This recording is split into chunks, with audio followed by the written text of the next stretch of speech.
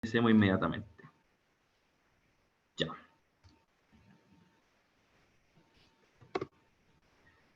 Aquí vamos. Ya, se ve bien la pantalla, ¿cierto? Sí, profe. Sí. Ya. Capítulo 1, entonces, límite y continuidad. No sé si tuvieron tiempo de ver estos apuntes durante la semana, desde el martes hasta hoy día. No sé si alguien fue busquilla y investigó un poco. Ya, bueno. No importa. Este primer capítulo entonces se trata de este concepto central del cálculo, que más que central podríamos llamarlo como la base, ¿ya? El límite de una función real. Entonces, ¿qué es lo que vamos a aprender en este primer capítulo? ¿Qué es lo que pasa en una función? ¿Qué es lo que pasa en una gráfica de una función cuando yo me acerco a un punto? ¿Ya? Ese es el concepto clave. ¿Ya? Y vamos a estudiar qué es lo que pasa cuando nos acercamos a infinito, o qué pasa cuando nos acercamos a un punto y esa función no está definida, qué es lo que pasa. ¿Ya? Y para eso necesitamos algunas definiciones previas, como dice aquí el capítulo, ¿ya? Definiciones previas para entender el concepto del límite. ¿Ya? Y aquí empezamos con las definiciones que uno, sin la explicación, no lo lograría entender bien. Ya, por ejemplo, dice ahí, sean A un número real, ¿cierto? Esa E un poco extraña, un pertenece, sea un número real cualquiera, ¿cierto? Eso es lo que está queriendo decir esa primera parte. Un epsilon, esa letra griega, epsilon, positivo, se llama vecindad de A de radio E al siguiente intervalo abierto que contiene al punto A. Vecindad de A con radio E al intervalo, ¿cierto? Que está centrado en A y que se corre un epsilon a la izquierda y un epsilon a la derecha. ¿Ya? Otra definición son todos los números reales tal que el X pertenece a este intervalo. Y uno lee esto y queda como, ¿qué es lo que acabo de leer? ¿Cómo partimos el ramo de cálculo con esta definición? ¿Alguien se lo puede imaginar gráficamente?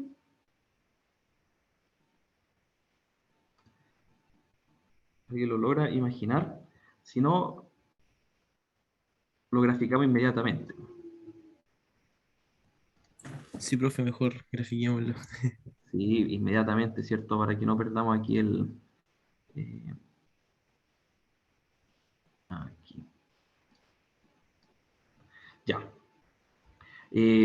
Hoy día se me quedó la pizarra en la casa. Voy a tener que...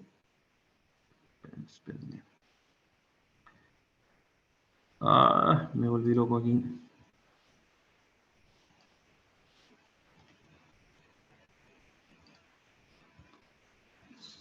Espérenme.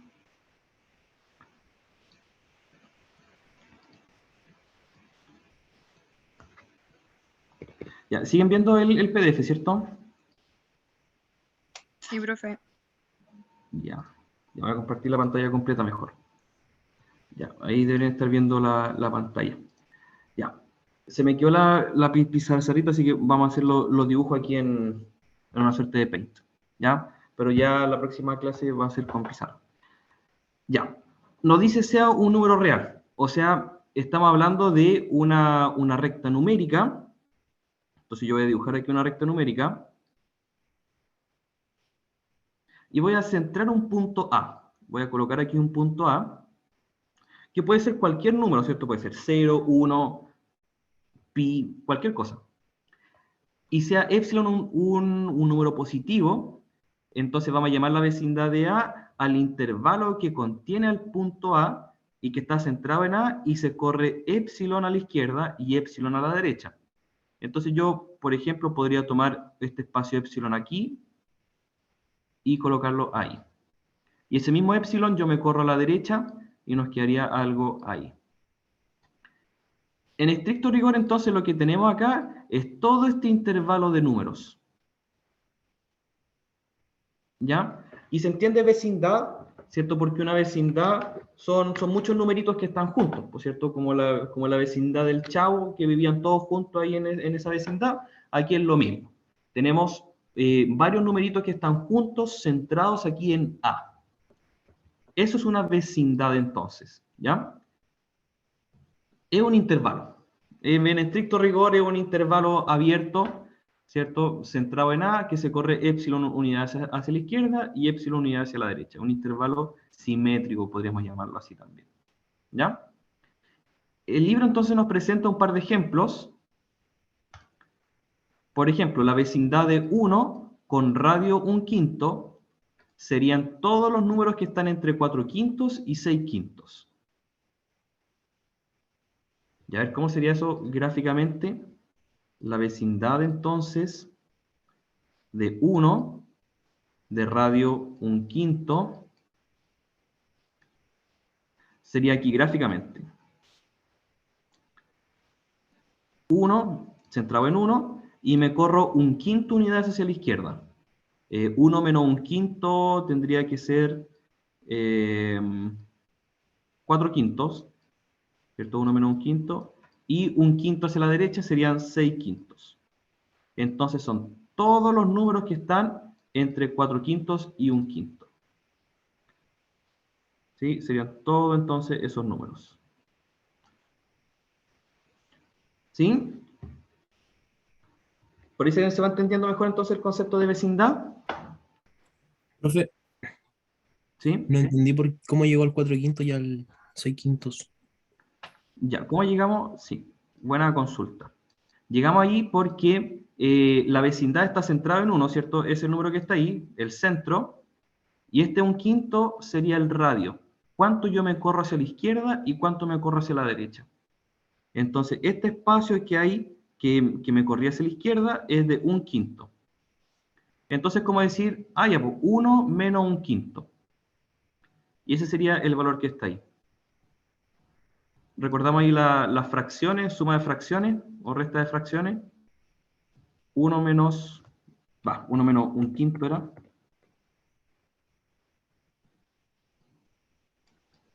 Ahí recordamos la resta de fracciones, ¿cierto? 1 menos 1/5 sería 5 menos 1/5.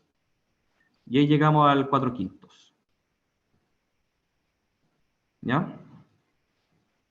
Y hacia la derecha es exactamente lo mismo. 1, 1/5 hacia la derecha sería 1 más 1/5. ¿Ya? 1 más 1/5 serían 5 más 1/5. Nos dan, nos dan los 6/5. ¿Ya?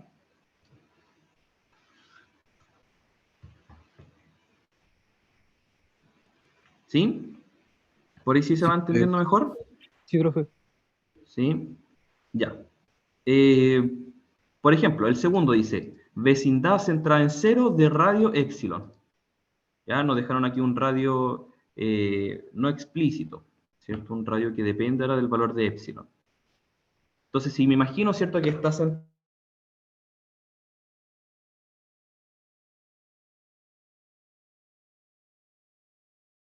en epsilon, ¿cierto? Estamos en el 0, menos epsilon a la izquierda, más epsilon a la derecha. ¿Ya? Menos epsilon, epsilon. ¿Podría repetir, por favor? Que no lo escuché, como que se pegó, no sé si fue mi internet o el suyo. Y a mí igual me pasó lo mismo. Se llama igual. Changos. Ya, lo repetimos otra vez. Vecindad entonces 0 con radio epsilon sería, vamos a borrar aquí,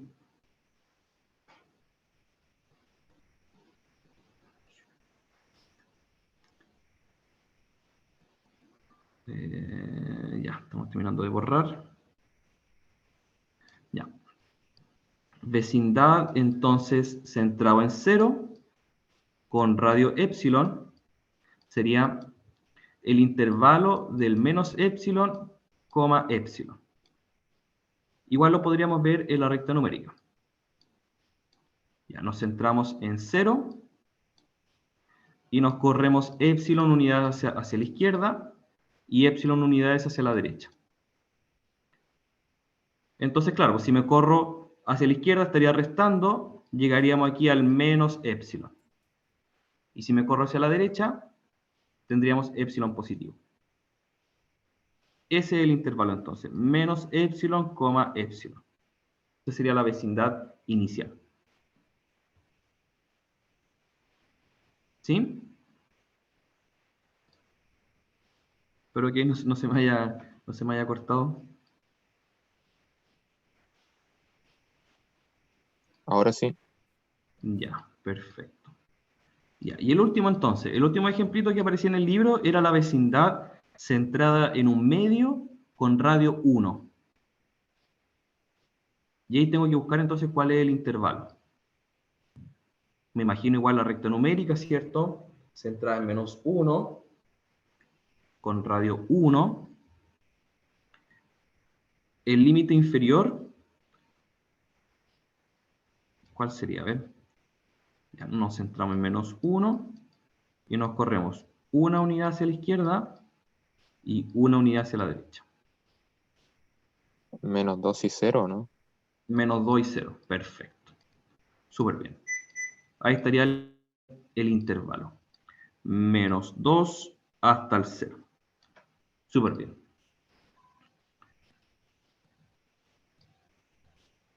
Súper bien. ¿Sí? ¿Vamos bien con esta primera definición? Definición de vecindad. Sí, profe. ¿Sí? Sí, profe. Ya. Vamos con la siguiente definición. Sea D un subconjunto de los números reales. Ya, ahí ya partimos difícil. Sea D un subconjunto de los números reales, ahí estamos hablando de un intervalo también, ¿cierto? Si yo me imagino los números reales como una recta numérica, un subintervalo de esa recta sería cualquier intervalo. Cualquier intervalo. Se dice que A es un punto de acumulación de este intervalo.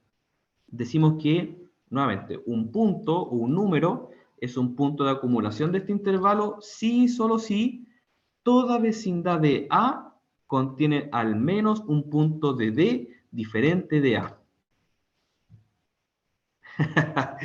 Ya, yo no lo noto así. Se denota por D', D con un tilde, se nota D', de tilde, al conjunto de puntos de acumulación del conjunto D.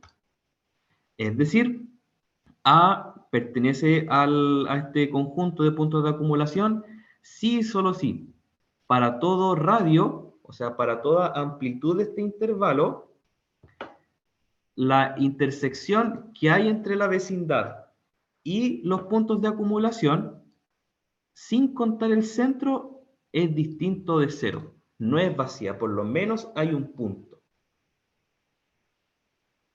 Oh, y ahí uno queda... Cuec. Veamos entonces cómo sería con ejemplitos. Con ejemplitos esto queda bien claro. La definición no es muy amigable, ¿ya? Pero sí es matemáticamente exacta. Ya. Supongamos un subconjunto de los números reales, los números naturales. Dice aquí que los números naturales no tienen punto de acumulación, ¿ya? Por lo tanto, los puntos de acumulación son vacíos. No. Y vamos a ver por qué. Vamos a ver por qué. No se abrió la... Aquí. Ya dice que los números naturales no tienen punto de acumulación. Entonces vamos a dibujar una recta numérica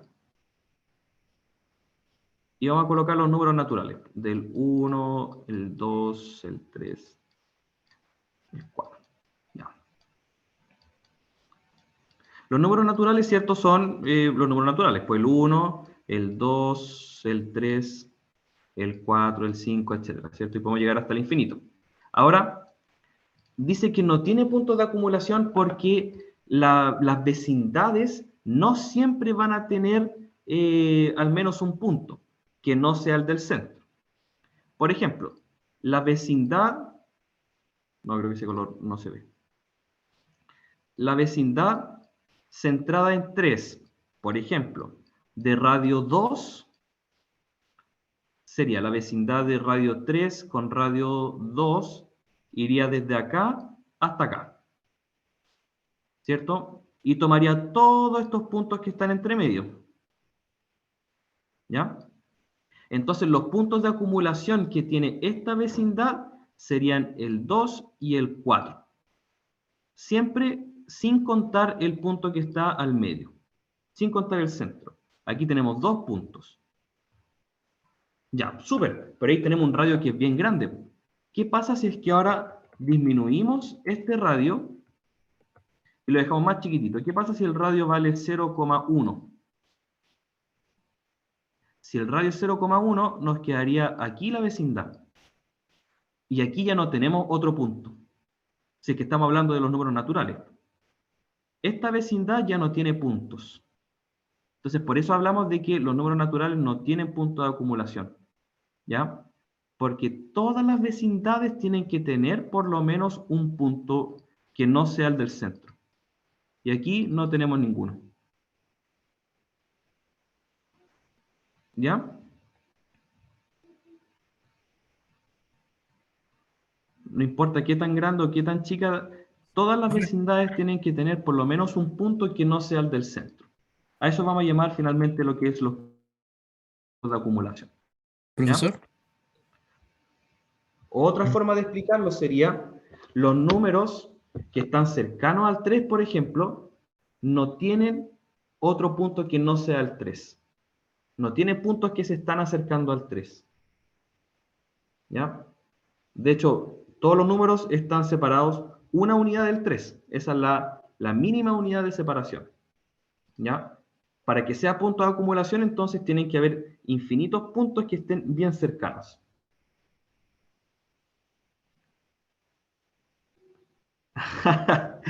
Y a ver, veamos si con el siguiente ejemplo se entiende mejor. Ya vamos a dibujar nuestra recta numérica. Ya veamos cuáles son los puntos que están ¿me aquí escuchan? marcados. ¿Sí?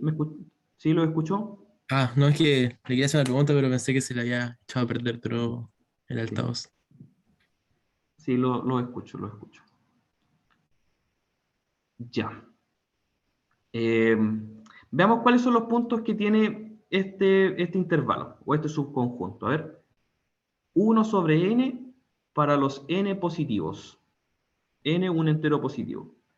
Ya, el primer punto que podríamos marcar aquí sería el n igual a 1 sería 1. ¿Cierto? El 1, el primer punto que podemos marcar.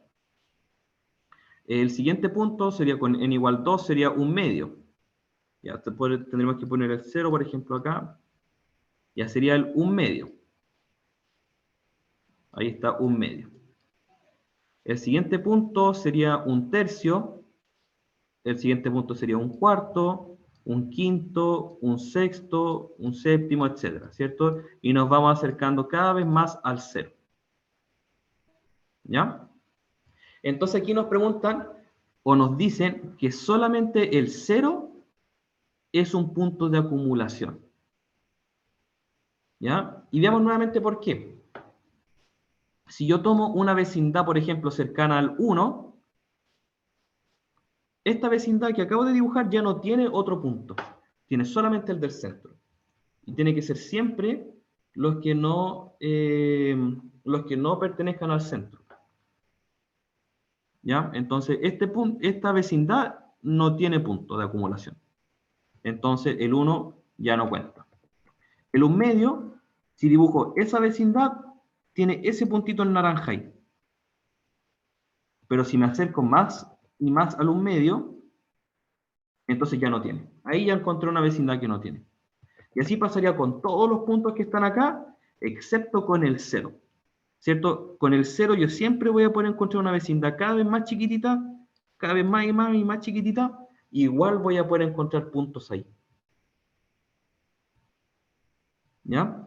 Entonces a eso llamamos un punto de acumulación. Siempre voy a poder encontrar puntos cercanos al 0.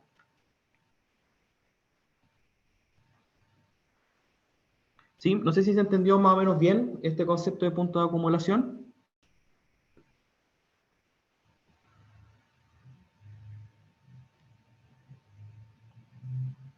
no tanto.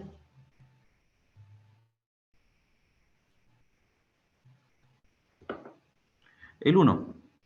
Ya, el 1 dice aquí que los números naturales, ningún número natural tiene un punto de acumulación. ¿Ya? Eso quiere decir que las vecindades, ¿cierto? Que estén centradas aquí en un número natural, yo siempre voy a poder encontrar una vecindad lo suficientemente chica que no contenga otro punto aparte del centro. ¿Ya? Entonces, por ejemplo, si nos centramos aquí en el 5, esta vecindad contiene puntos aparte del 5. Súper, ahí lo encontré. El 4 y el 6. Pero si la vecindad se hace cada vez más chiquitita, entonces ya perdió esos puntos y no hay otros. Solamente está el 5, no encuentro otro punto. Entonces, los números naturales no tienen punto de acumulación. ¿Ya? El concepto al final de punto de acumulación es, siempre va a haber un número chiquitito o siempre va a haber un número, ¿cierto?, que se va a ir acercando a este punto. Y en los números naturales no pasa eso. Los números están muy separados entre sí. No hay puntos que vayan entre medio. ¿Ya? No como en el caso acá que acabamos de mencionar, el 1 sobre n. El 1 sobre n, el 0 es el único punto de acumulación. Yo siempre me puedo ir acercando al 0. Siempre, siempre, siempre, siempre, siempre. ¿Ya? No así con los números naturales. A eso se refieren los puntos de acumulación. ¿Sí? Ya. Carita feliz. Profe, Ya. ¿Sí? los puntos de acumulación pueden ser decimales, enteritos, ¿cierto? Sí, por supuesto. Ah, ya. Aquí hay otro concepto, mira. Los intervalos de la forma, cualquier intervalo, ¿cierto? Puede ser abierto, semiabierto o cerrado, tienen todos el mismo conjunto de puntos de acumulación, ¿ya? Porque estos intervalos son de los números reales. Y en los números reales sabemos, ¿cierto?, que siempre podemos encontrar un punto que esté entre medio. No importa qué tan pequeña sea la diferencia, siempre podemos encontrar un punto que esté entre medio, ¿ya? Entonces, por eso en los números reales no hay problema con eso. No hay problema con eso. ¿Ya? ¿Por qué? Porque no ocurre esto que pasa con los números naturales o con, por ejemplo, esta secuencia. Ya que los números están separados entre sí. No tengo números entre medio. En los números reales sí lo hay. ¿Ya? Y aquí lo importante también recalcar acá es que el punto del centro no se cuenta, ¿cierto? Este punto no lo considero. ¿Ya? Y esa es una gran ventaja porque cuando empecemos a trabajar ya con funciones, como aparece en el siguiente ejemplo, va a haber veces en que no vamos a poder reemplazar, por ejemplo, exactamente por 3, pero sí podemos reemplazar por algún punto que esté entre medio, ¿ya? O un punto que sea un poquito más grande, un punto que sea un poquito más chico, ¿ya? Y ahí nos vamos acercando a lo que se llama el límite, ¿ya? Entonces, por ejemplo, veamos aquí, determinar el conjunto de los puntos de acumulación de los dominios de las funciones reales. ¿Ya? Aquí tenemos esta función 2x cuadrado menos 2 dividido en x menos 1. El dominio de la función son todos los reales menos el 1. Y a ver, ¿cómo estamos con ese concepto? El concepto de dominio de función. ¿Se acuerdan bien cómo era eso o no? Sí. El concepto de dominio, ¿sí? Ya. Entonces dice aquí, el conjunto de puntos de acumulación son todos los reales. ¿A qué nos referimos con eso? De que todos los puntos de la recta real igual van a ser puntos de acumulación. ¿Ya? Podríamos verlo aquí gráficamente para empezar ya con los gráficos. Ya, si yo grafico, por ejemplo, 2x cuadrado menos 2 dividido en x menos 1, me grafica esta recta. ¿Ya? aunque en estricto rigor el 1 no pertenece aquí a la función. ¿Ya? Así que voy a colocar aquí un puntito blanco, o de hecho justo me lo marcó como que no existe ese punto. Sería el punto 1,4. Ya lo voy a pintar blanco. Ahí. ¿Ya? Si yo grafico esta función, me imagino que es como una recta. Aquí en el gráfico se ve una recta. Vamos a aprender después cómo analizar la función y cómo hacerlo. ¿Ya? Pero aquí me tengo que imaginar una recta, ¿cierto? Que tiene un hoyito aquí en x igual 1. Porque no puedo reemplazar por x igual 1. ¿Ya? Pero sí lo que puedo hacer entonces es hallar los puntos de acumulación. Por ejemplo, en el 2 no tenemos ningún problema, ¿cierto? Porque si yo quitara aquí el punto 2, en el intervalo igual tengo puntos acá. Igual hay gráfico de función. Incluso si es que yo quitara aquí el punto 2. ¿Ya? En un punto cercano al 1, una vecindad de 1, igual hay gráfica de la función. Igual hay gráfica de la función incluso cuando el 1 no pertenece. Y ahí esa vecindad puede ser muy, muy chiquitita. Puede ser muy, muy chiquitita. Igual tengo puntos que están ahí. ¿Ya? Y eso ocurre a lo largo de toda esta recta. ¿Ya? Tenemos ahí puntos de acumulación. No importa qué tan chiquitita sea la vecindad, siempre podemos encontrar puntos que pertenezcan al gráfico. ¿Ya? Por eso hablan entonces en el PDF de que los puntos de acumulación son todos los reales. Son todos los reales. ¿Ya? ¿Sí? ¿Se logró ver bien el ejemplito?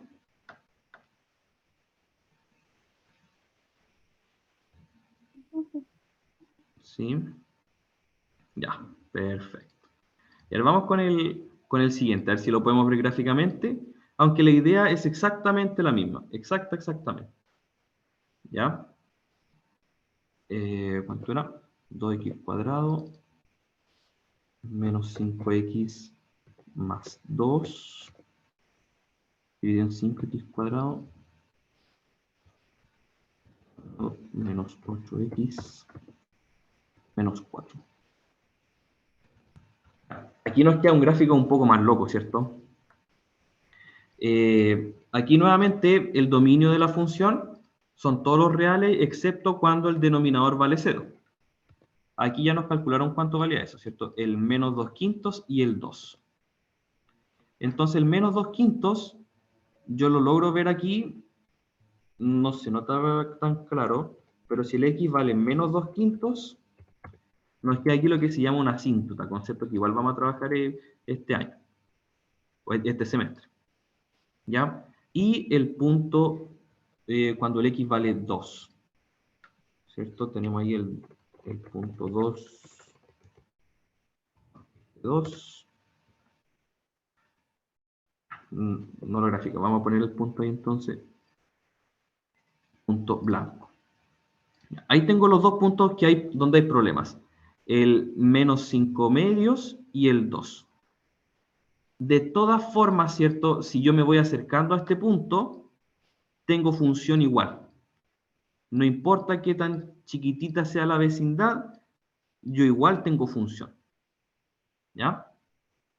Es un poco más difícil de ver cuando la función crece y se va al infinito, pero es la misma idea. Una vecindad aquí cercana al menos 5 medios, igual voy a poder encontrar función en alguna parte.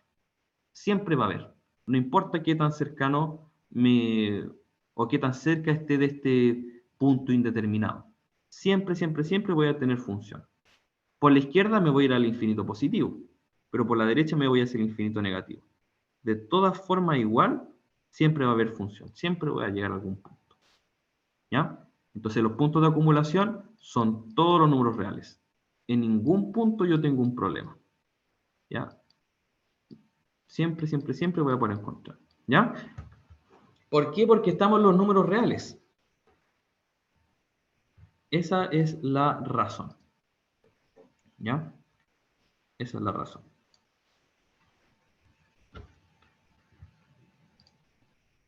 ¿Sí?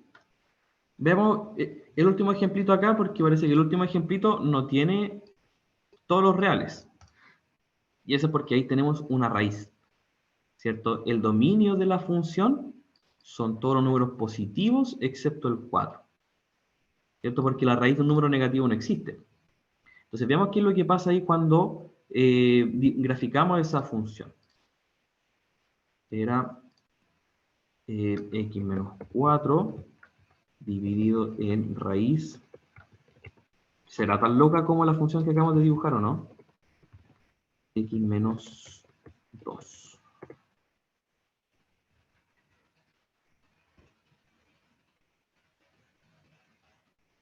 A ver.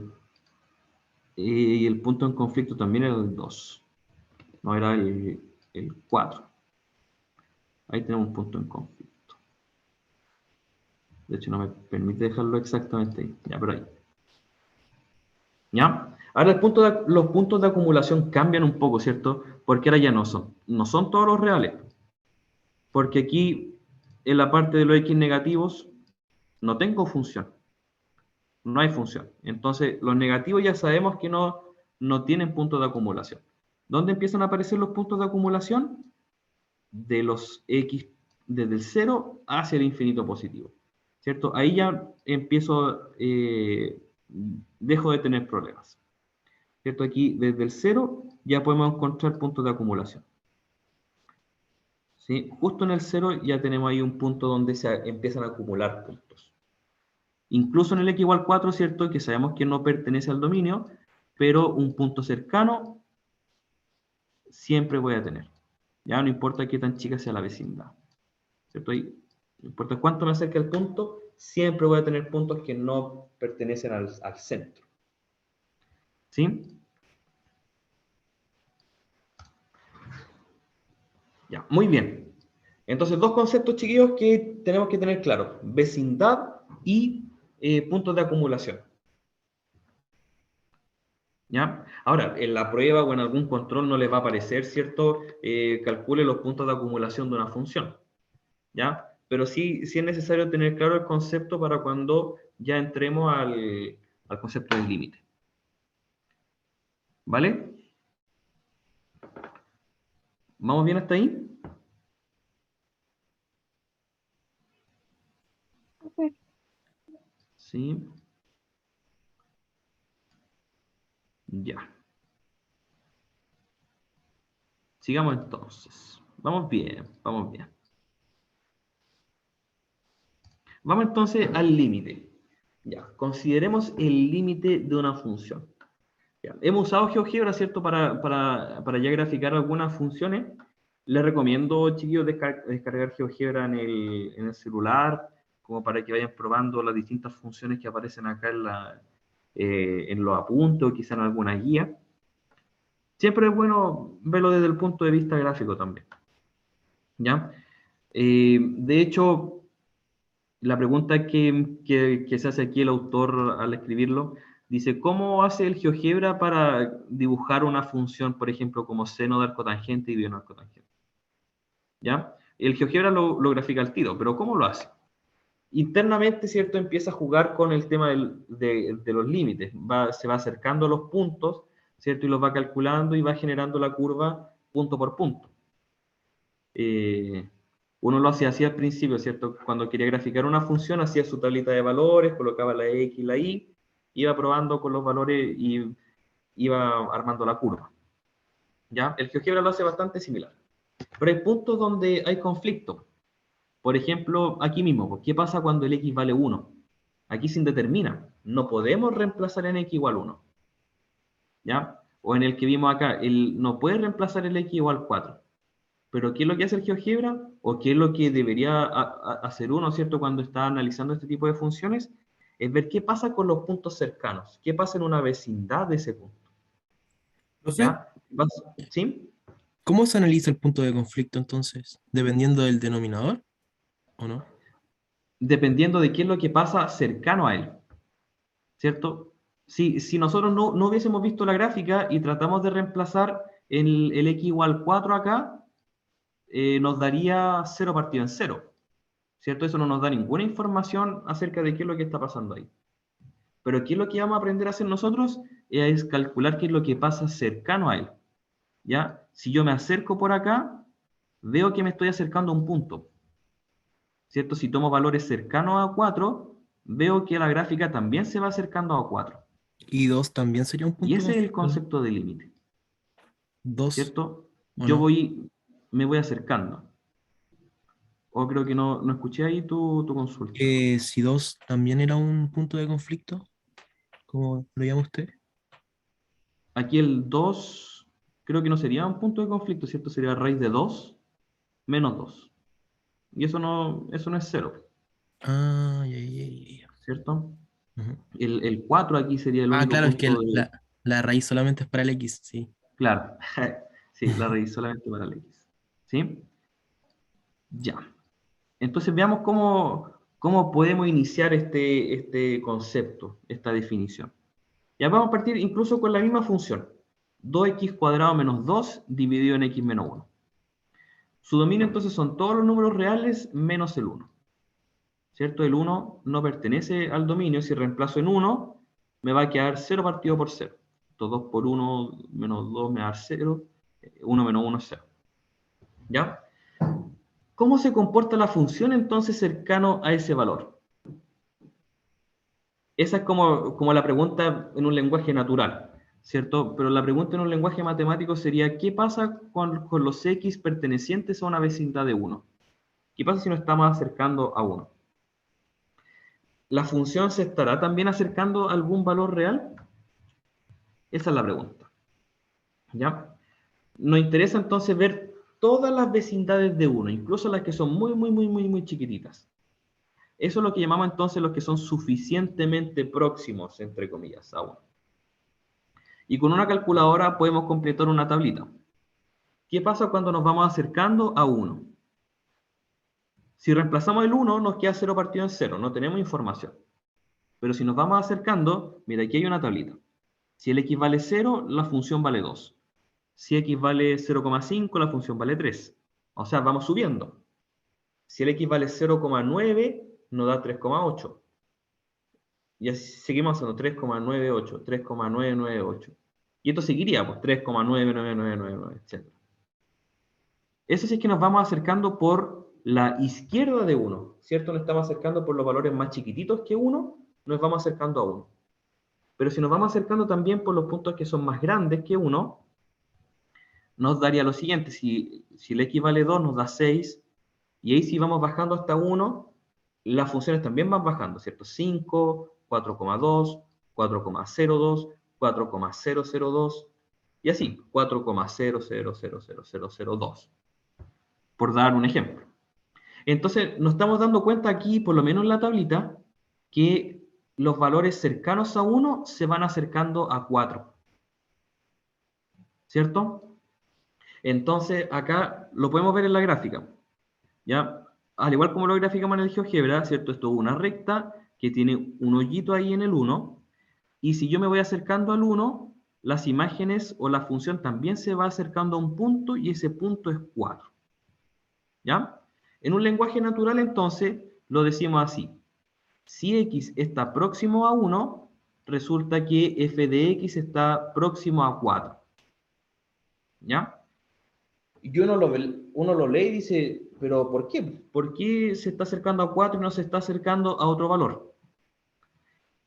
¿Qué pasa, por ejemplo, si el x es distinto de 1? Si el x es distinto de 1, podemos empezar a factorizar, y si factorizamos nos damos cuenta que el factor x menos 1 se cancela. ¿Cierto? Aquí se saltó los pasos de la factorización, pero podemos factorizar por 2, y al factorizar por 2 nos va a quedar un x² menos 1. Ah, y el x² menos 1 es diferencia de cuadrados. ¿Cierto? X² menos 1 se queda x menos 1, x más 1.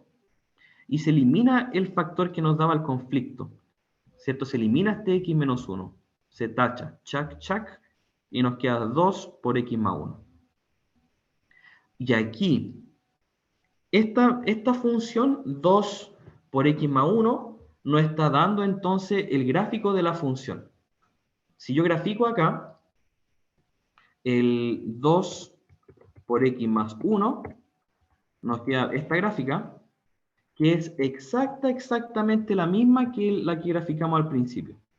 2x cuadrado menos 2 dividido en x menos 1. ¿Sí? La única diferencia es que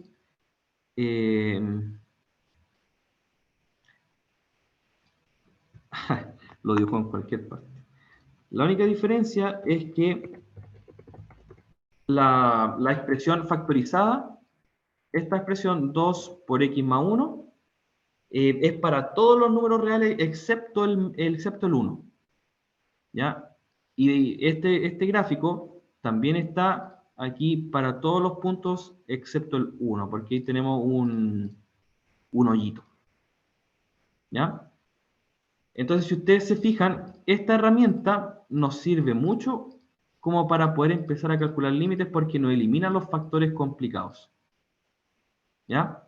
De hecho, eso es lo que vamos a hacer, esa es una de las técnicas para calcular límites. ¿Ya? Empezar a factorizar y eliminar los términos que nos están provocando problemas. ¿Ya? Y eso es lo que dijimos entonces, ¿cierto? Para todos los números reales distintos de 1, estos dos gráficos son los mismos. Las funciones son iguales.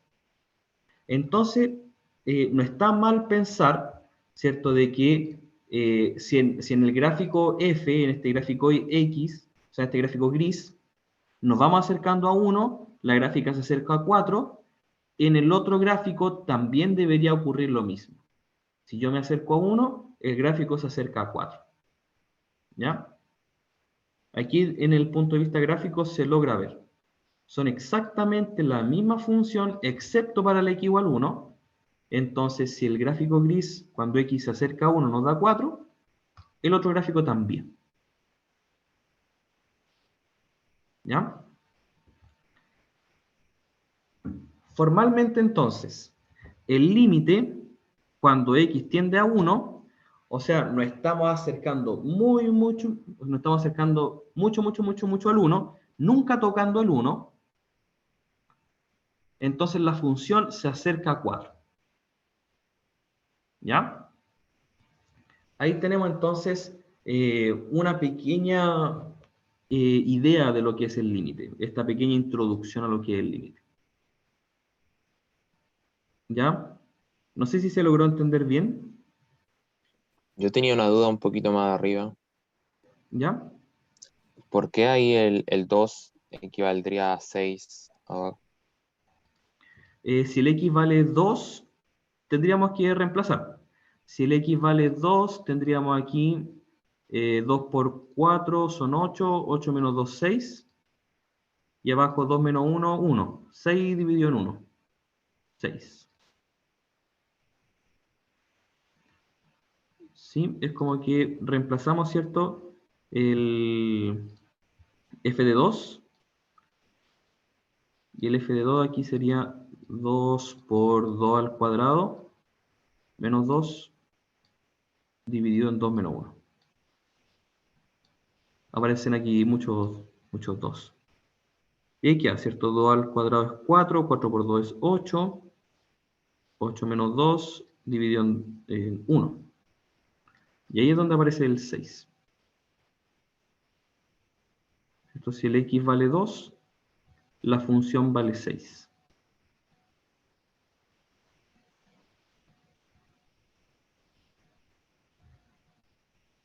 Gracias. ¿Sí? No sé si eso responde la pregunta. Aquí en el gráfico, igual. 2, 6.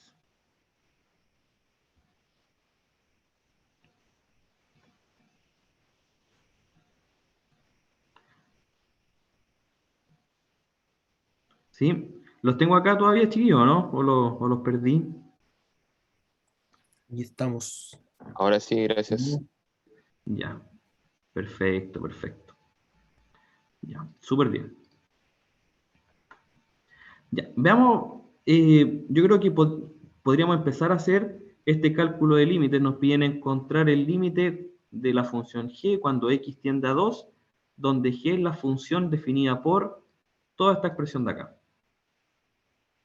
Ya, vamos a verlo desde un punto de vista gráfico primero.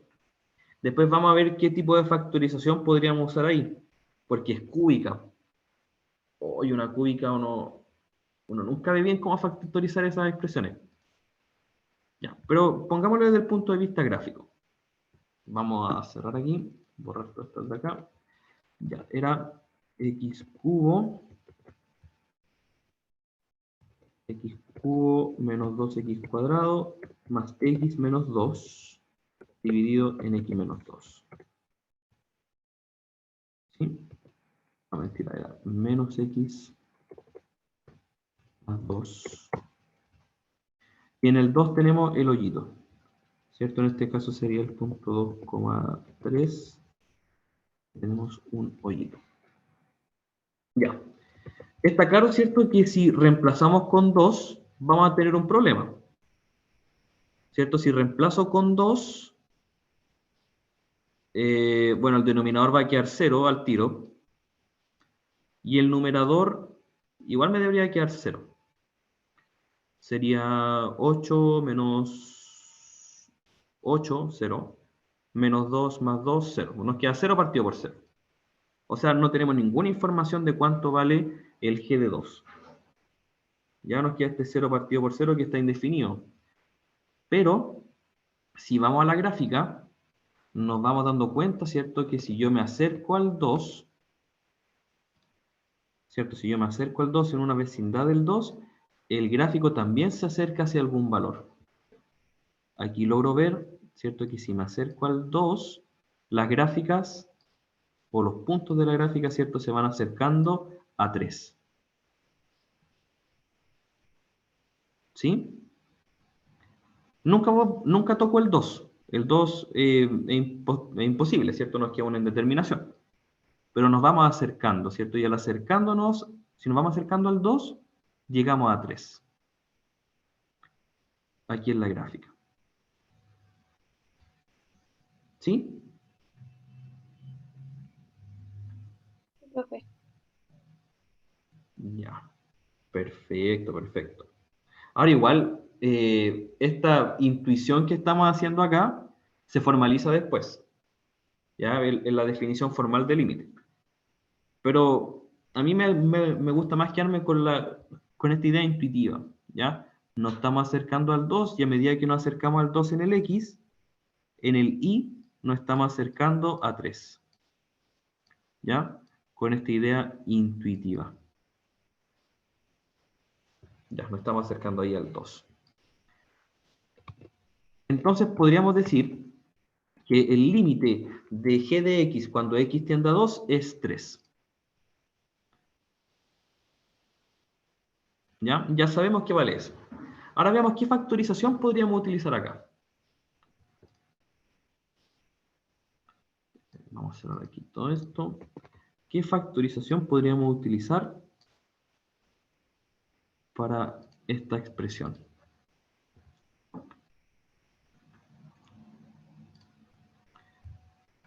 Ya, entonces para el g de x, el denominador no lo puedo seguir factorizando, ¿cierto? Ya está completamente factorizado. Y el numerador tiene 4 términos. 4 términos tendría que ser factor común por agrupamiento. Entonces podemos factorizar. A ver, entre los dos primeros puedo factorizar por x cuadrado, ¿cierto? Y me va a quedar aquí un x menos 2. Y solamente para que nos queden con el mismo signo, ¿cierto? Podríamos en los segundos dos términos sacar un menos. Y nos va a quedar ahí un x menos 2.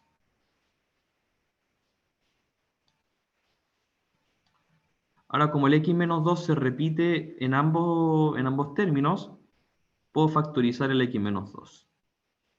Factor común por agrupamiento, ¿cierto? Y nos queda x cuadrado menos 1. Bueno, y el x cuadrado menos 1 se puede seguir factorizando, pero ya con esto nos da a nosotros lo que necesitábamos. ¿Ya? Ahí está factorizado. Y esto está pidiendo a gritos ahí que lo tachemos, ¿cierto? Que los borremos. Pero esto de borrarlos ya nos dice que el x tiene que ser distinto de 2. ¿Ya? Es como una pequeña restricción, ¿ya? El x distinto de 2 nos permite a nosotros ya borrar el x menos 2. Y nos queda ahora otra función. Nos queda la función x cuadrado menos 1. Y en esta función no tenemos problema en reemplazar el x igual 2. ¿Cierto? Si llamamos a esta otra función, y lo llamamos una función h, con otro nombre, x cuadrado menos 1, aquí no tenemos problema en reemplazar el x igual 2. ¿Cierto? Y el h de 2, al reemplazar el x igual 2, nos quedaría 2 al cuadrado 4 menos 1, 3. ¿Ya? Entonces, esta nueva función, que tiene exactamente la misma gráfica que la función g, nos dice entonces cuánto vale el límite. El límite, entonces, cuando el x tiende a 2, me faltó la flechita ahí, cuando el x tiende a 2 de la función g, es 3. ¿Ya? Ahora después uno en la práctica no tiene por qué llamar una nueva función, ya no tiene por qué llamar una función h, sino que en la misma función g seguimos trabajando, siempre trabajando con el límite, ¿ya? Nunca permitiendo que el x pueda valer 2, ¿ya? Sino que siempre nos vamos acercando a este valor 2. Yo me perdí en la parte donde había x cuadrado menos 1. Ah, ya, en la factorización. Ya, sí. Puede ser que nos hayamos perdido por ahí. A ver si lo puedo correr. Claro, aquí factorizamos por un menos 1 para que nos quede con el signo cambiado. Para que nos quede el factor x menos 2 en ambos. ¿Cierto? O sea, como que saqué el menos o saqué un menos 1 hacia afuera. Para poder cambiar los signos. Ya. ¿Sí?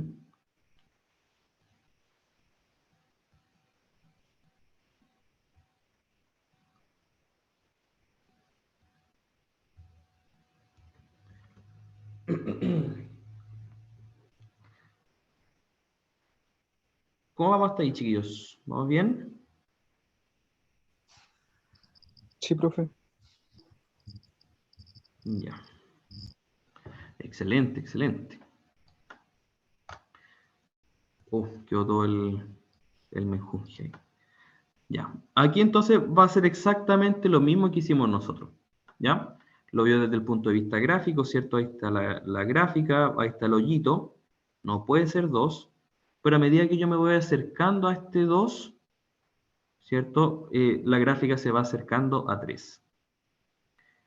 Y eso lo podemos hacer factorizando, ¿cierto? Hallando la función para todos los puntos distintos de 2. Se puede eliminar este factor en conflicto y nos queda x cuadrado menos 1. Y ahí podemos entonces hacer la evaluación sin ningún problema. ¿Sí? Danae, ¿levantaste la manito? Sí, profe, una consulta. Abajo del lim dice x flechita 2. ¿Ese 2 es la restricción de g de x? ¿O por qué va? Este 2 es el punto al que nos queremos acercar. Ah, ya. Ah, ok, ok. ¿Sí? El punto al que nos queremos acercar, pero no podemos tocar. ¿Cierto? No podemos evaluar en 2 porque nos queda el 0 partido por 0, pero sí nos podemos acercar. ¿Sí? Entonces, este límite lo que nos está queriendo decir es ¿qué pasa cuando nos estamos acercando a 2? ¿Qué pasa si escojo un x que esté muy cercano al 2? ¿Ya? Eso es el límite. X flechita 2, o podemos llamarlo también x tiende a 2.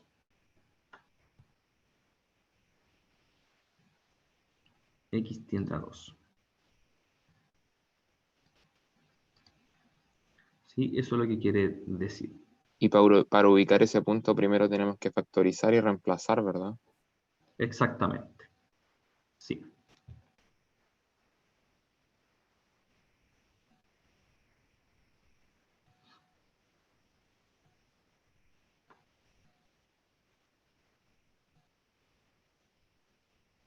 Ya. Y aquí hay un par de ejercicios que se hacen todos exactamente de la misma forma, ¿cierto? Hay que factorizar lo máximo que se pueda factorizar, eliminar el factor que nos queda en conflicto. Eso es lo otro interesante, que después parece magia, que siempre voy a poder eliminar el factor en conflicto. ¿Ya? Y después de eso ya puedo evaluar sin ningún problema. Siempre, siempre, siempre se puede eliminar el factor en conflicto. ¿Ya? ¿Qué es lo que puede complicar aquí entonces? El tema de las factorizaciones. ¿Cierto? Por ejemplo, factorizar eso o el que está acá abajo. ¿Ya? Pero aquí quizás podríamos hacer el primero, porque el primero contiene ahí el término raíz. Veamos cómo podemos factorizar esto.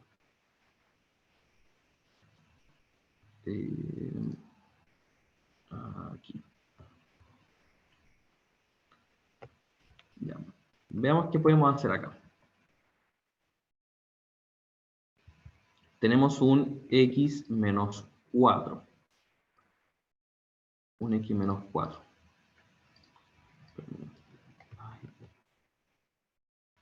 No lo puedo correr. X menos 4 sobre raíz de x menos 2. El punto en conflicto, ¿cierto? O el punto que no pertenece al dominio sería el 4.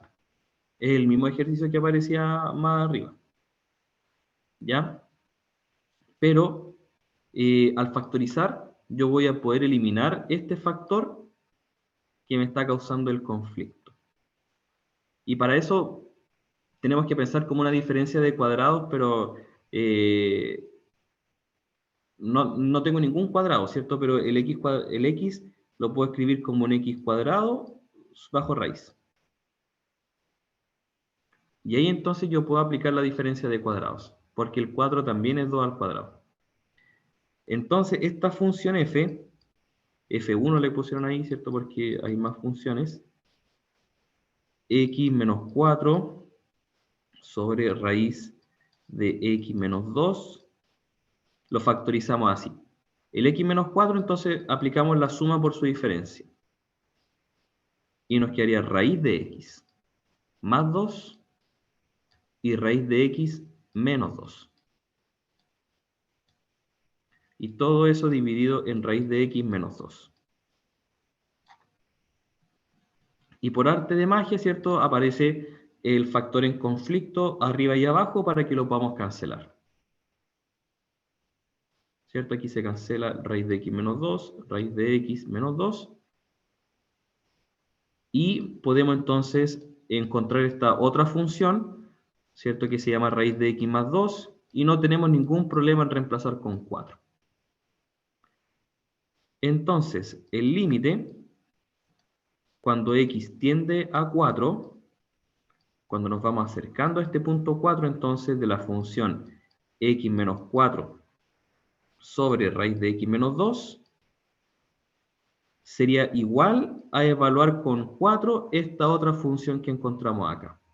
Esta función auxiliar podríamos llamarla. ¿Cierto? Aquí si el x vale 4, sería raíz de 4, 2, y 2 más 2, 4.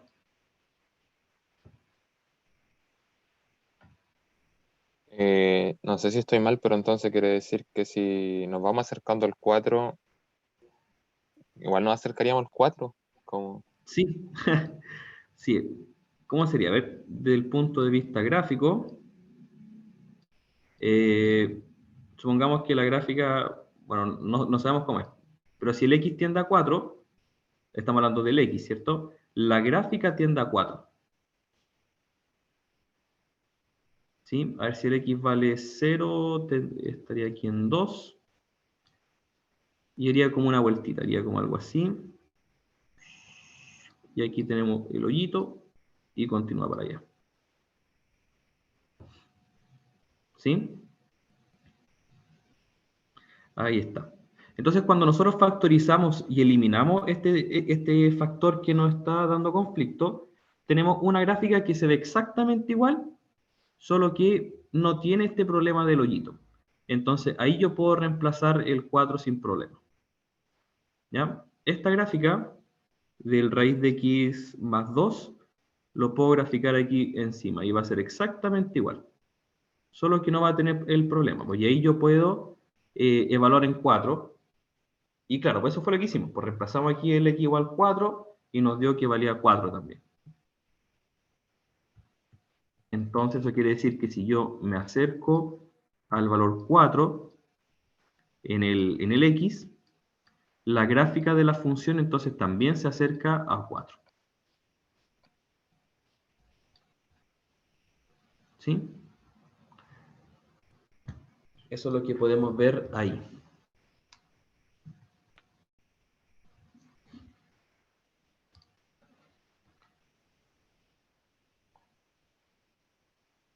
¿Sí? ¿Se entendió bien el concepto?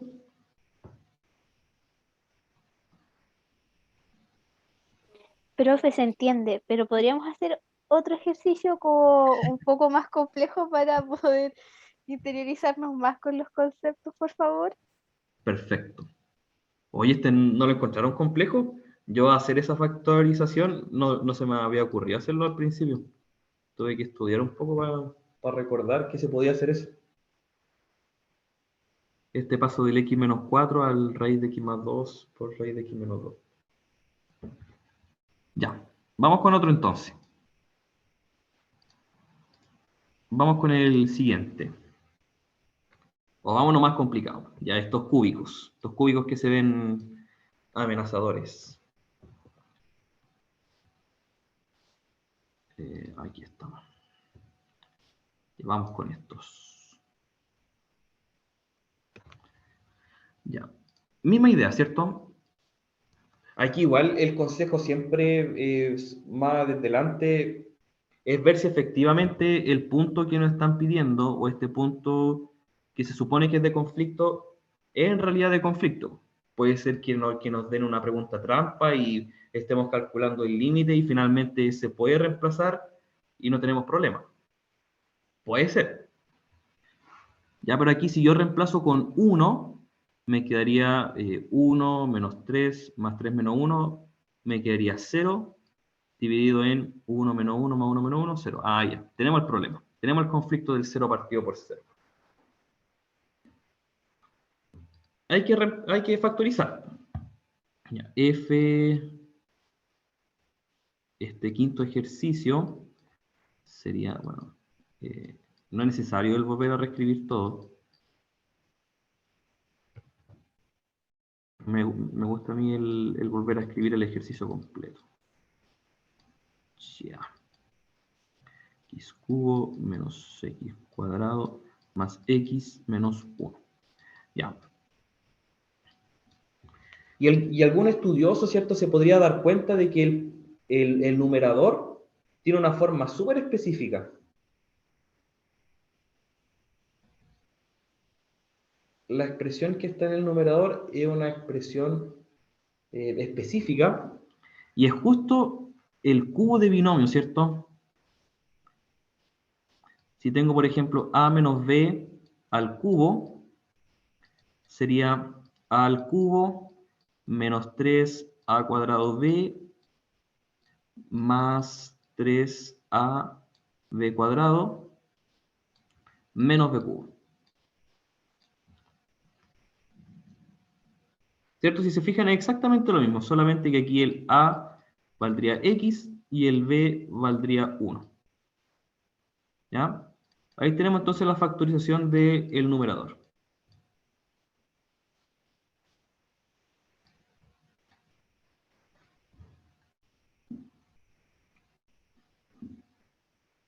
¿Ya? Y en el denominador tendríamos que aplicar el factor común por agrupamiento. ¿Ya? Lo voy a dejar aparte, sí, para colocar aquí solamente el desarrollo. Y así factorizo entonces el x cubo menos x cuadrado más x menos 1. Factorizaría los dos primeros términos. Factorizamos por x cuadrado, que es lo máximo que se puede factorizar. Nos quedaría x menos 1 más, y aquí no nos queda, podemos sacar un 1 nomás para afuera. Y nos quedaría también x menos 1. El x menos 1 es el factor que se repite. Tenemos entonces x menos 1 como factor común. Y dentro del paréntesis nos quedaría el x cuadrado más 1. ¿Ya? Entonces nos queda aquí un x menos 1, o 1, x cuadrado más 1. Ya, ahí está completamente factorizado, no hay nada más que factorizar acá. Y podemos empezar a tachar términos, ¿cierto? Arriba tengo x menos 1 y abajo tengo un x menos 1 que podemos factorizar. Y aquí puedo eliminar 1, ¿cierto? Y me van a quedar 2. Y por fortuna, ¿cierto? Al igual que como por arte de magia, como contábamos antes, siempre puedo eliminar ese factor en conflicto. Y ahora puedo reemplazar sin ningún problema. Aquí puedo reemplazar por 1 sin ningún problema. Y al reemplazar por 1, me va a quedar arriba 0 y abajo 2. 0 al final. ¿Cierto? Cuando reemplazo aquí con el 1. Entonces, ¿cómo nos quedaría la escritura? Nos quedaría que el límite de x tendiendo a 1 de toda esa función de x cubo menos 3x cuadrado más 3x menos 1 dividido en x cubo menos x cuadrado más x menos 1 vale 0. Hicimos todo ese ejercicio para que finalmente nos diera que valía 0.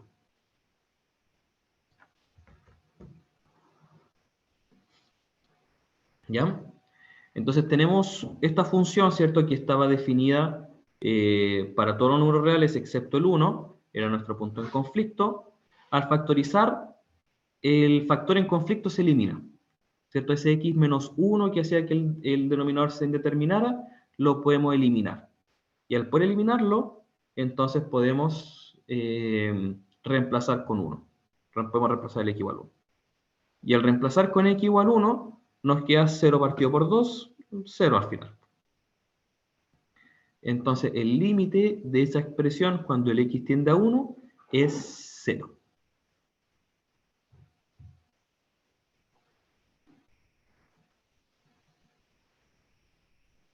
¿Cómo quedamos ahí, chiquillos?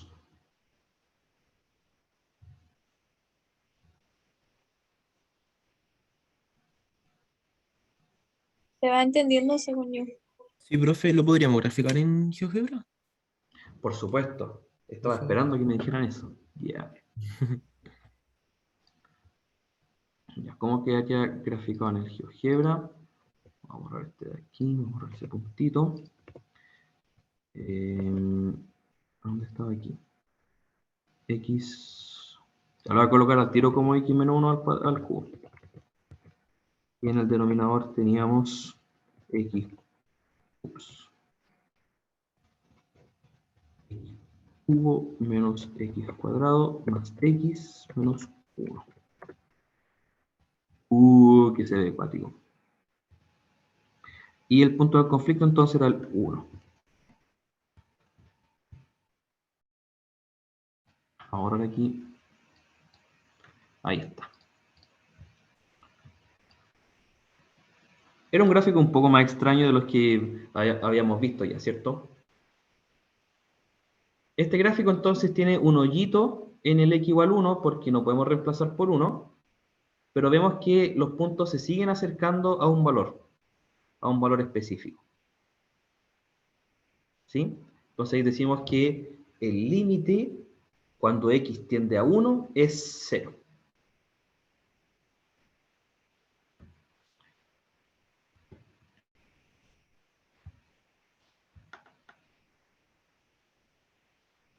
¿Sí? Ahí está el gráfico. Ese es el gráfico. Si nos acercamos al punto 1, entonces tenemos un punto en conflicto, pero de todas maneras, ¿cierto? Los puntos se acercan a 0. O la altura del punto, ¿cierto? El gráfico se va acercando a 0. A medida que yo me acerque aquí al x igual 1, los gráficos se acercan a y igual 0.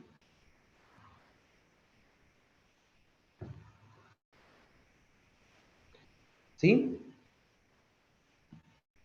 Sí, profe. Perfecto, chiquillos. Ya, y aquí hay varios ejercicios, como les contaba, ¿cierto? Son todos muy similares. ¿Ya? Entonces, vámonos ahora a la definición formal de límite. ¿Ya? Y con esto terminamos. Con esto terminamos. La definición formal de límite, no esto de que nos vamos acercando acá o vemos que se van acercando los puntos.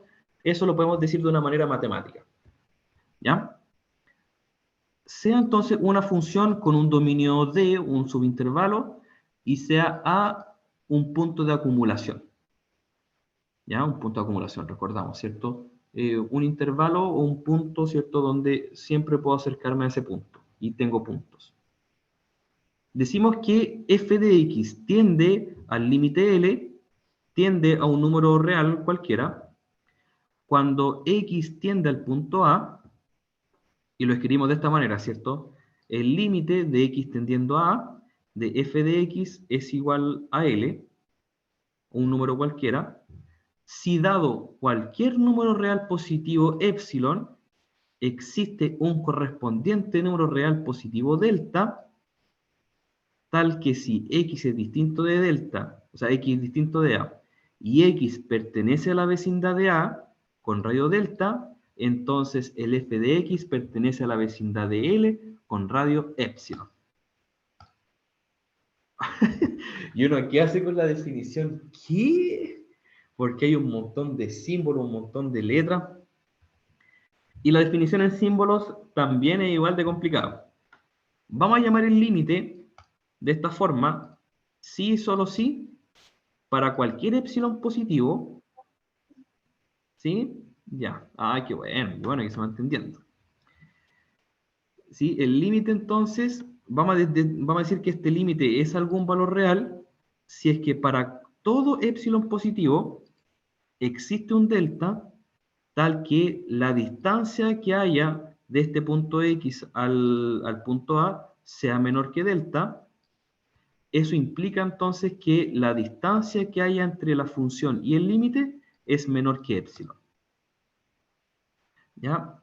Y aquí tengo también un GeoGebra para poder animar un poco esa parte.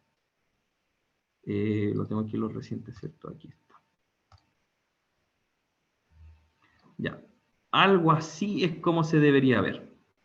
¿Ya? Aquí igual tengo una función que es media complicada. Partamos con una que es un poquito más sencilla, x cuadrado, por ejemplo.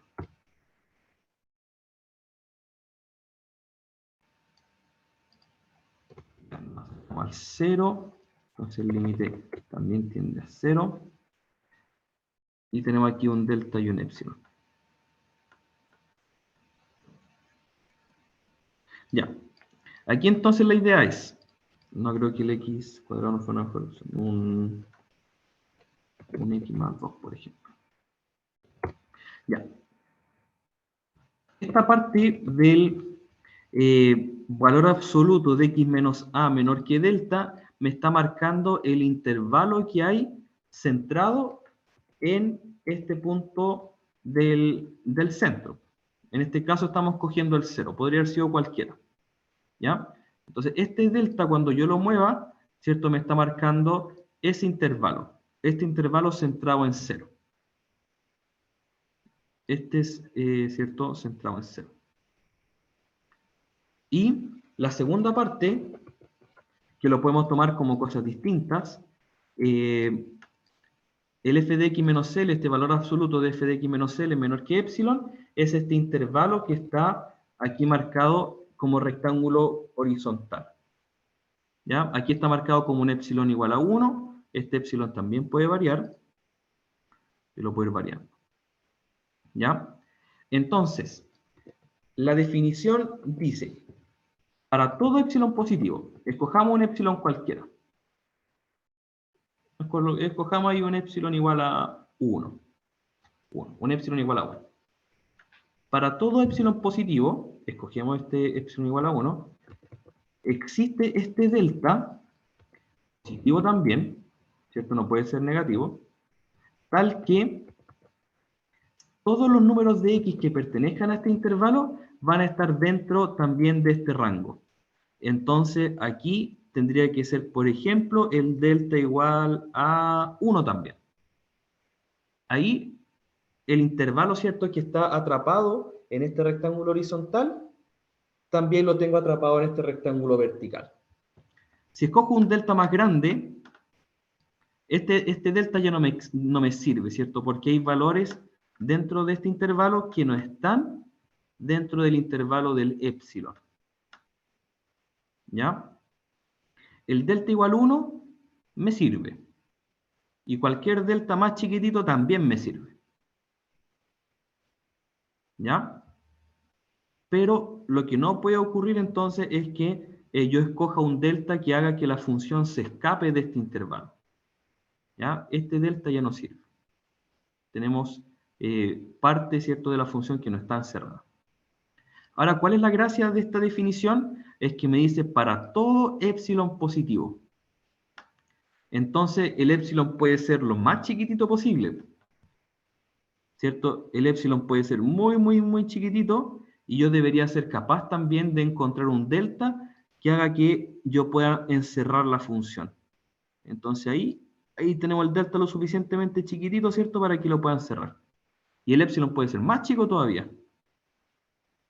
Aquí el GeoGebra no me permite más. A ver, ahí está. No importa qué tan chico sea el epsilon, yo debería poder encontrar un delta, ¿cierto?, que me permite encerrar la función. ¿Ya? Y si lo vemos, si le quitamos el zoom, ahí ya podemos ver, ¿cierto?, que el límite existe. ¿Ya? Entonces, cuando yo tomo valores cercanos a 0, la gráfica está muy cercana a 2. ¿Sí? Se logra ver como este cruce de regiones. ¿Ya? Ahí está la definición. Siempre para ese cruce de regiones el delta tiene que ser igual o menor. Siempre tiene que ser igual o menor. Claro. Aquí, justo en este caso específico, ¿cierto?, funcionaba que el delta y el epsilon eran iguales. Pero a ver, cambiamos la función. Por ejemplo, un 3x más 2. Y lo centramos, por ejemplo, en 1. El límite se tiene que acercar a 5. Y vamos a agrandar aquí también un poco los epsilon y los delta. Ya, nos vamos a alejar también un poco. Ah, ahí estaba la escritura también. Ya, si el límite de x tendiendo a 1 de 3x más 2 es 5. No tenemos problema en llegar y evaluar, por cierto, podemos reemplazar el x con 1 y no hay problema. ¿Ya? Pero es bueno el poder analizar este tipo de funciones que son un poquito más sencillas de graficar, porque el gráfico es más simple de entender. Ya. Por ejemplo, para este epsilon, cualquiera, 1,15, el delta, este delta ya no me sirve, porque tengo parte de la función que se escapa de ese intervalo. Tiene que ser un delta más chiquitito. Este delta me sirve, que quizá incluso se escapa un poco ahí arriba. Ya, por ahí. ¿Ya? Todos los deltas más chiquititos que me permitan que la función esté dentro de este intervalo. ¿Cierto?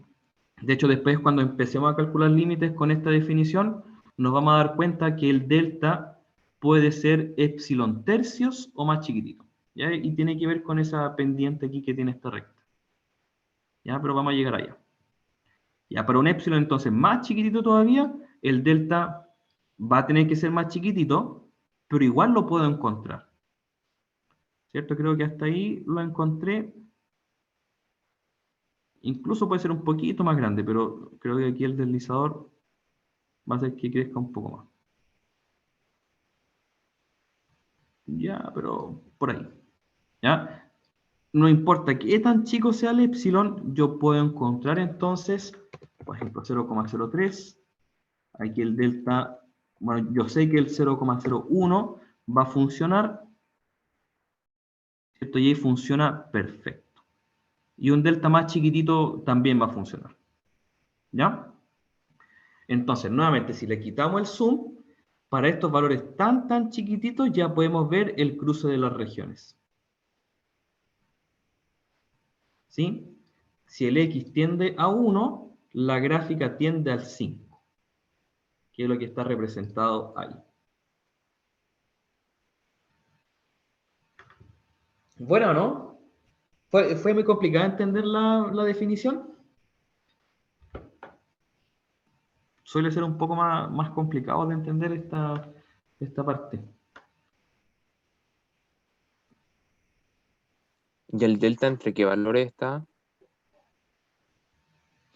El delta tiene que ser mayor a 0 y lo suficientemente grande como para que alcance a abarcar toda la región acá. Entonces, en este caso, el delta es 1/3 del epsilon. Un tercio del epsilon o más chiquitito. Puede ser incluso más chiquitito. 0,5, por ejemplo. Ahí funciona. ¿Ya? Pero no puede ser más grande. 0,02 no me sirve. Escapa aquí de la región. ¿Ya?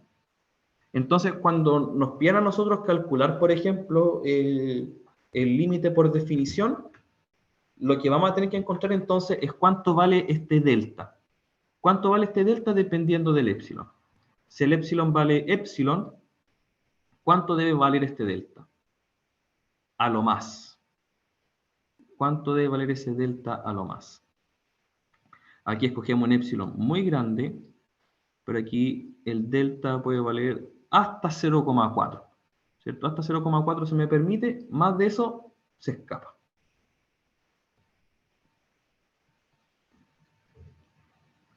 ¿Ya? Entonces, el día lunes vamos a seguir con la definición del límite. Vamos a hacer algunos cálculos acá. ¿Ya? Nos permite demostrar este límite. Y lo vamos a hacer con la definición. Y no nos vamos a quedar tanto rato con la definición porque finalmente lo vamos a utilizar al principio para demostrar formalmente los límites, pero de ahí en adelante ya con las estrategias que utilicemos vamos a estar listos. Va, martes. Martes, estaba pensando en la próxima semana, el lunes, ¿no? Sí, el martes. Sí. Ya, no. Clase sorpresa el lunes. Ya. No, el martes, sí, el martes. ¿Ya? Entonces, le animo, chiquillos, si es que sienten curiosidad, de que puedan seguir avanzando con el apunte. Ya aquí va a estar la definición, la vamos a ver formalmente el día martes, ¿cierto? Pero sí, vamos a ver la definición entonces el día martes, vamos a hacer ejercicio, pero lo vamos a dejar hasta ahí. Ya la definición nos sirve para demostrar esto formalmente, pero ya de ahí en adelante no va a ser necesario recurrir a la definición. ¿Sí? Es bonito entenderlo, entender el concepto, ¿cierto? ¿Qué es lo que significa la definición del límite? Pero de ahí en adelante ya nos vamos a saltar este paso. Ahí nos vamos a dedicar solamente al cálculo de límites. ¿Sí?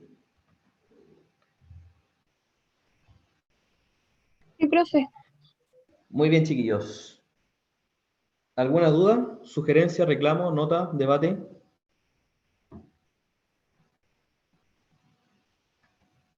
Los ejercicios que tenemos como para revisar nosotros son los que estaban ahí arriba de los que usted hizo como 3, ¿verdad? Esos. Sí, estos mismos, sí. Ya, si ustedes quieren más ejercicio, tendría que conversar con el otro profe para que nos pongamos de acuerdo. Ya, pero les podemos subir más ejercicios. Ya, 6 ejercicios yo encuentro que es poco. Sí, No por sé si fin, ustedes estaría opinan bueno. lo mismo. ¿Sí? Ojalá igual, no sé si sea posible como con las respuestas, a lo mejor en un apartado o algo así para corroborar. Sí, por supuesto. Exactamente. Gracias. Muy bien, chiquillos. ¿Algún otro comentario, sugerencia, reclamo? Reclamo, le pongo yo. Profe, ninguna sugerencia ni reclamo. Yo creo que la clase estuvo súper buena. De hecho, a mí me gustó harto y estuve concentrada toda la clase, que por lo menos para mí eso es súper difícil. Así que todo 10 de 10. Ay, qué bueno, chiquillos. Qué lindos comentarios. Sí, no sé cómo, pero pasó 1 hora y media. Sí, ya estamos en la horita, nos pasamos un poco. Ya, chiquillos, entonces estamos listos. Nos vemos el martes para la siguiente clase. Chao, profe, Que que les esté vaya bien. bonito. Chao, profe, que esté Profe, bien. cuídese. Chao, profe. Gracias. Que esté bien. Ustedes igual. Chau, chau. Gracias, profe, cuídese. Ustedes igual. Chau, chau.